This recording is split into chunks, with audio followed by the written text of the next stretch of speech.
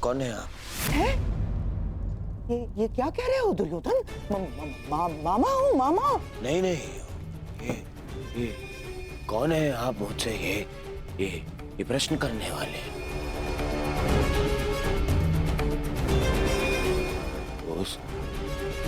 उस छली ने उस मायावी ने ये देखिए, ये माया आकर गया है मुझ पे। एक भ्रम जाल में फंसा गया है मुझे। दुर्योधन को भयभीत कर गया है वो। और आप भी वहीं थे, हाँ? आपने क्या किया? आप खड़े खड़े मेरा अपमान देखते रहे। देखो दुर्योधन, तुम भूल रहे हो, वो मैं ही था जिसने उस वासुदेव को बंदी बनाने की योजना बनाई थी। मैं ही था वो। तुम्ही तो देखो, क्रोध करने का समय नहीं है ये, और तुम्हारा ये क्रोध मुझ पर बाद में करना, समझ गए? पहले इस बात से अवगत हो जाओ कि हस्तिनापुर में क्या घटित हो रहा है।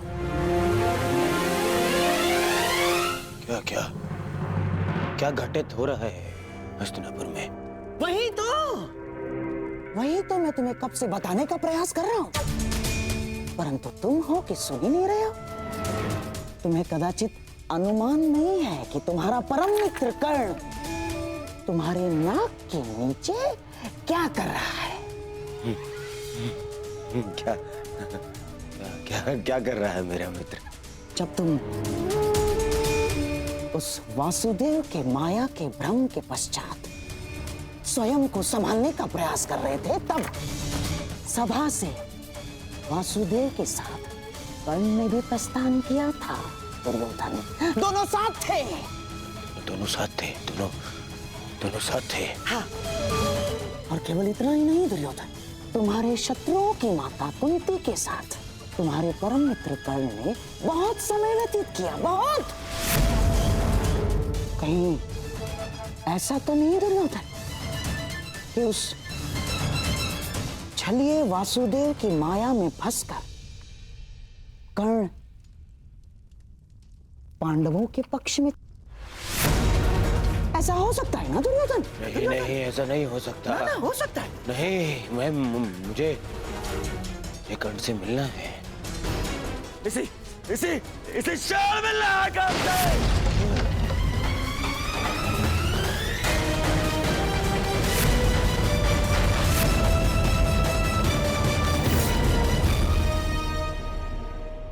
जीवन कितने खेल खेलती है ना हमारे साथ केशव।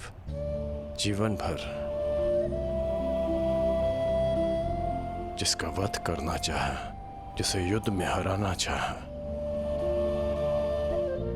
जिसका मान मर्दन करना चाहा, आज ज्ञात हुआ कि वो मेरा ही अनुज है। मैं अपने ही अनुज पर आक्रमण कैसे कर पाऊंगा? उस पर बाण संधान कैसे करूंगा मैं? और यदि ऐसा नहीं करता तो वो उस मित्र के साथ विश्वासघात होगा जो मेरे विश्वास पर ये युद्ध लड़ रहा है।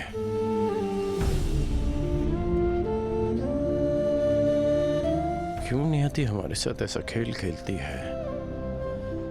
क्यों वो दो भाइयों को शत्रु बनाकर सामने ले आती है? क्यों वो उन्हें एक दूसरे के रक्त का प्यासा बना देती है, जिनकी धमनियों में एक ही रक्त बहता है? ये कैसी नियति है केशव?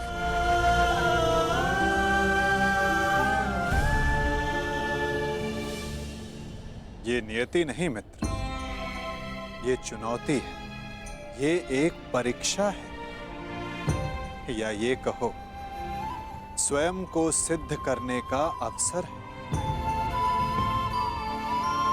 इतनी कठिन परीक्षा,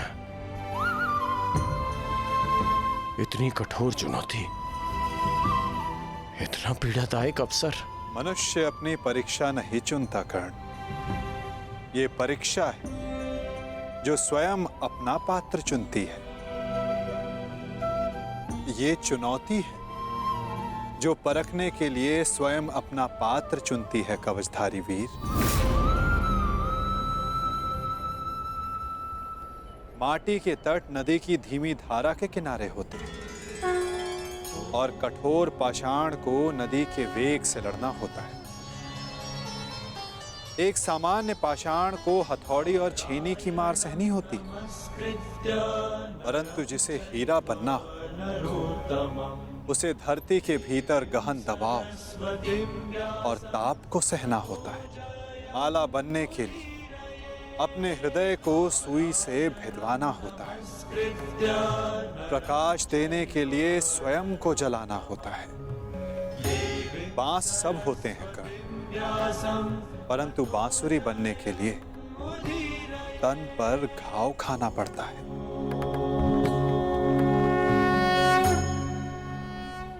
जिनके उत्तरदायित्व बड़े हों उनके समक्ष सामान्य प्रश्न नहीं आते कर्ण। जिन्हें युद्ध की हुंकार भरनी होती है उन्हें लाक्षागृह की अग्नि से निकलना होता है। जिन्हें युद्ध का परिणाम देना होता है उन्हें अपना कवच भिदवाना होता है। मृत्युंजय बनने की चाह रखने वालों को प्रति क्षण मरना होता है। ये तुम्हारे समक्ष आई सबसे बड़ी दुविधा नहीं है कर्ण, सबसे बड़ी चुनौती है, सबसे बड़ा अवसर है। अब इसका चयन करना तुम पर निर्भर करता है कर्ण कि इसमें भाग लो या भाग जाओ। तो ये सब पहले आपने क्यों नहीं बताया केशव? यदि तब बता देता तो आज तुम्हारे समक्ष मृत्युंजय बनने का अवसर नहीं आता। एक मित्र के रूप में आपने मुझे बताया कि मुझे क्या चुनना चाहिए, परंतु आज मैंने सभा में उस कृष्ण को देखा जो भूत भविष्य वर्तमान सब है, जिनसे परे कुछ नहीं, जिन्हें सब कुछ ज्ञात है। तो आपको ये भी अवश्य ज्ञात होगा केशव कि आपका ये मित्र कठिनाइयों से कभी नहीं भागता, सदैव उनका सामना करता है। अब कदाचित हमारी भेंट युद्ध भूमि में होगी।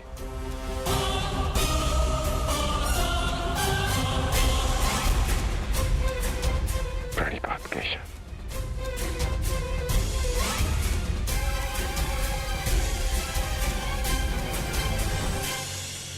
मैं अत्यधिक प्रसन्न हूं कि तुम मेरे मित्र। मैंने सदैव कहा है और आज पुनः कहता हूं, तुम अद्भुत हो, तुम महान, तुम एक महान मित्र हो, एक महान पुत्र और एक महान पिता हो। तुम इस युग की मानवता के महान रत्न होकर राधे कर।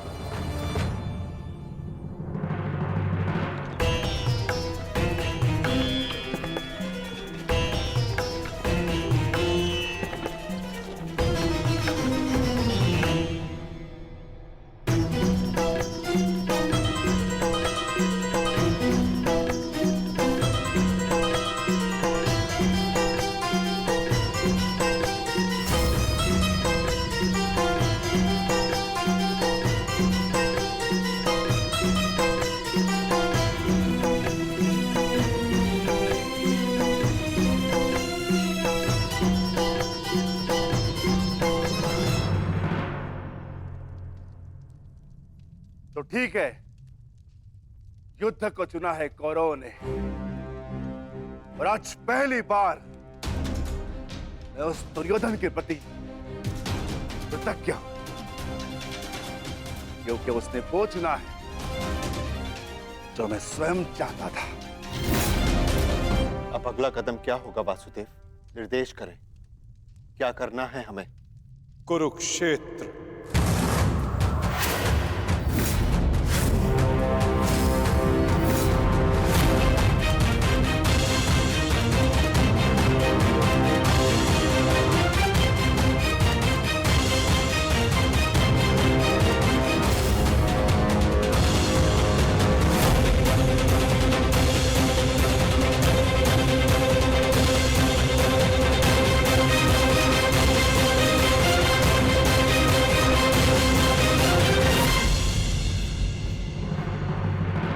शांति प्रस्ताव इस अग्नि में जलकर भस्म हो चुका है।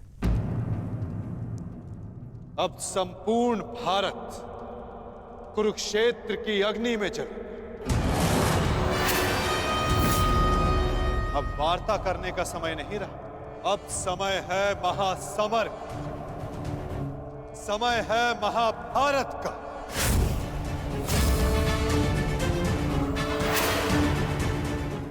अब जीवित रहना है तो विजयी होकर या फिर मृत्यु का आलिंगन करना। अब समय आ गया कि याज्ञसेनी के खुले केशों का प्रतिकार किया जाए। समय आ गया कि आप पांचों अपनी प्रतिज्ञाएं पूरी करें। अब समय आ गया कि संपूर्ण भारतवर्ष को पाप मुक्त किया जाए।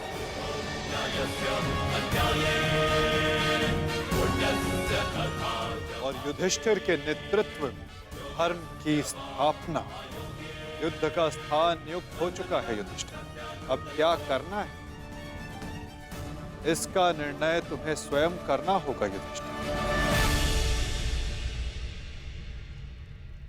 हमें शीघ्र यहां से प्रस्थान करना होगा। पुत्रों, युद्ध के लिए तत्पर हो जाओ। हम सब तैयार हैं ज्येष्ठ पिताश्री। युद्ध की तिथि की प्रतीक्षा करने की आवश्यकता भी नहीं, हम युद्ध अभी करेंगे। ठहरो, हम सभी लोग यहां से एक साथ प्रस्थान नहीं कर सकते, क्योंकि विराट राज्य की सुरक्षा के लिए हम में से किसी को यहां उपस्थित रहना होगा। ऐसा पहले भी हो चुका है और हो सकता है कि हमारी अनुपस्थिति में दुर्योधन विराट राज्य पे आक्रमण कर दे। इसीलिए हम में से किसी को भी यहां उपस्थित रहना होगा। उसकी आवश्यकता नहीं।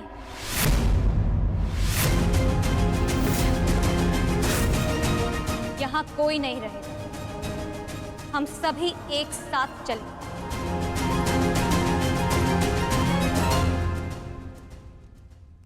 नहीं पांचाली, कुरुक्षेत्र में स्त्रियों का कोई स्थान नहीं।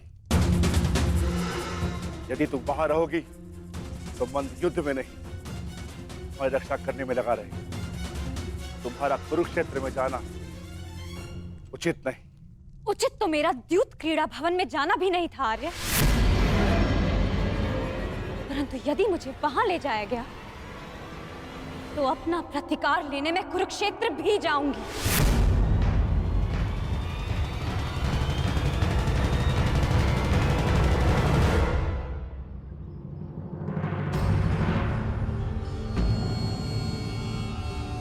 कल रात्रि ही तो आए हो पुत्र, अभी जा रहे, कुछ दिन रुक जाओ।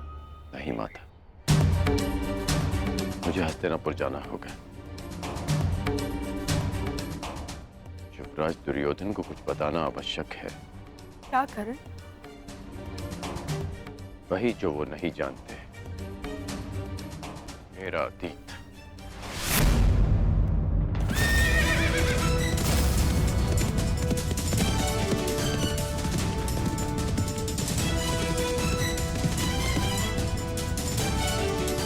मत करो पुत्र, इसकी क्या आवश्यकता है?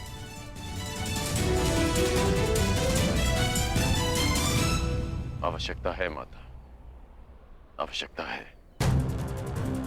आपके लिए ये जानना आवश्यक है कि ये कारण केवल आपका पुत्र है। मैं सदा राधे था और सदा राधे ही रहूंगा। और युवराज दुर्योधन के लिए ये जानना आवश्यक है कि जिस कर्ण को उन्होंने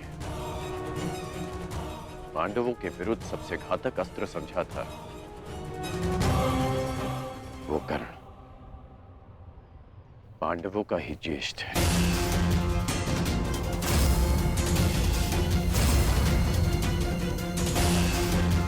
कि जो कर्ण रणभूमि में उनके शत्रुओं का शत्रु बनकर आया था, वो उनके शत्रुओं का बड़ा भाई है। माता, दुर्योधन ने कभी मुझसे कुछ नहीं छिपाया, इसलिए ये मेरा कर्तव्य है कि मैं अपने मित्र को सब सच बताऊं। दुर्योधन को सत्य बताना आवश्यक है माता। ऐसा क्या है जो युवराज के लिए जान लेना आवश्यक है माता?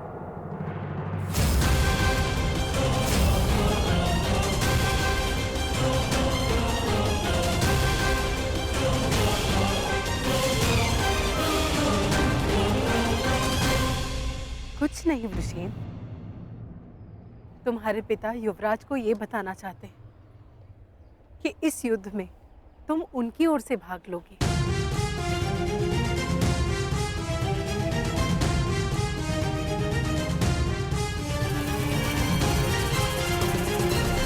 शीघ्र मिलते हैं पृष्ठे।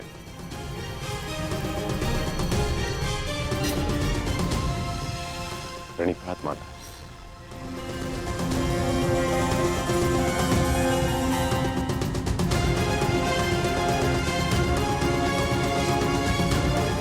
चलो सर।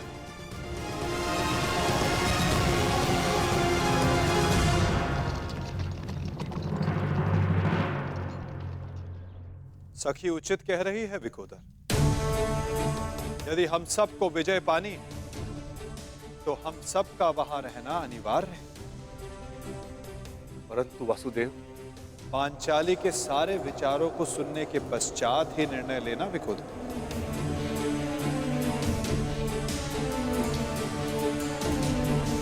परंतु ये उचित नहीं। पांचाली, तुम कुरुक्षेत्र क्यों जाना चाहती हो? क्योंकि आर्य, यदि हम सभी वहां उपस्थित होंगे तो एक दूसरे की सहायता कर सकते हैं। मैं मानती हूं कि मैं युद्ध कला में सक्षम हूं, परंतु मैं ये नहीं कह रही हूं कि मैं युद्ध में भाग लूं, परंतु वहां उपस्थित रहकर आप सभी के दिए गए वचनों को पूर्ण होता हुआ देखना चाहती हूँ। मैं वहां इसलिए जाना चाहती हूँ कि जब उस दुशासन की छाती से रक्त बहे तो मैं अपने केशों को धोने के लिए सज्ज रहूं।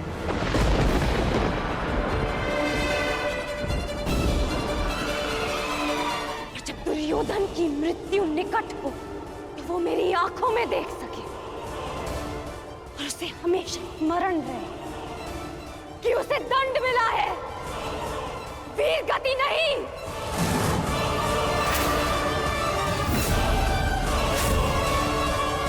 क्या आप अब भी यही चाहते हैं कि मैं कुरुक्षेत्र ना जाऊं?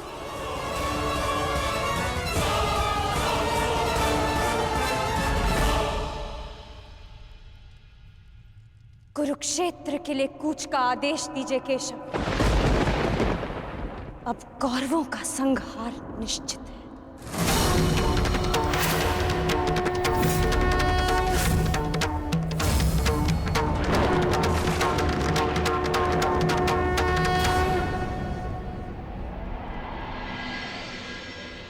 ये कैसा चक्रवात है? मेरे मन में बुरे विचार आ रहे हैं। अवश्य है ये कोई अपशगुन है कुंती। मैं वचन देता हूं कि अर्जुन के अतिरिक्त आपके किसी और पुत्र का वध नहीं करूंगा मैं।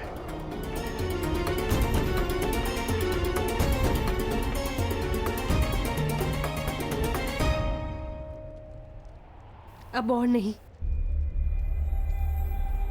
मुझे सत्य बताना ही होगा। सत्य? कैसा सत्य?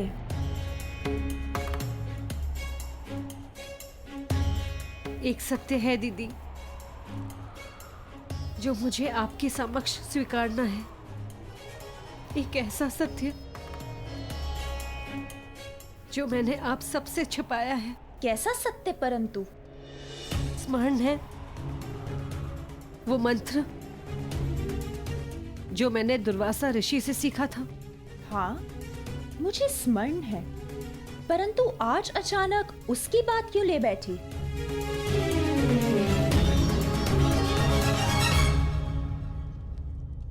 आप सब जानते हैं, आर्य पांडु के निर्देश पर मैंने और माधुरी ने उस मंत्र का प्रयोग किया जिससे पांडव उत्पन्न हुए, परंतु मैंने